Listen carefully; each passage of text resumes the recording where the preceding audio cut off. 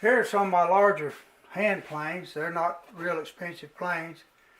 Most of them I bought at flea markets or estate sales or something. I don't even know what it says Victor on it, but it's pretty good plane. And this longer one it's a Stanley. This wooden one I use sometimes. It's got a place. And I got some smaller planes here.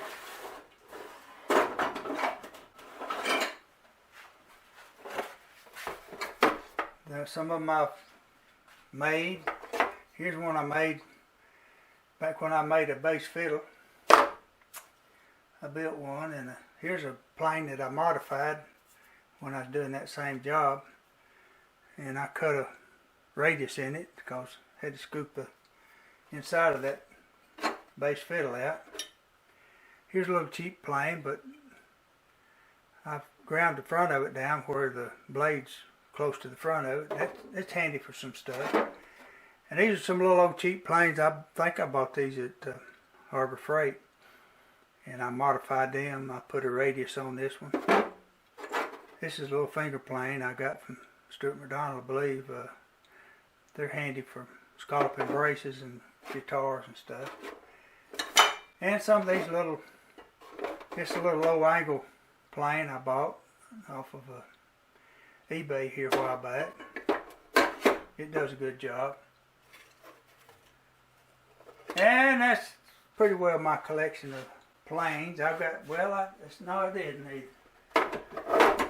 I got some, let me see if I still need to raise it up, don't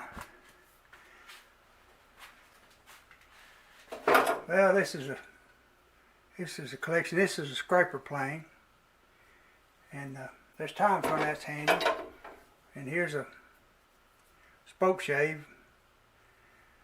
I modified. I rounded it off and rounded it off this way.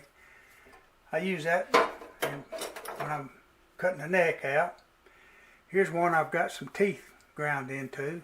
Sometimes that's a good thing. Here's an older scraper plane. That's a Stanley.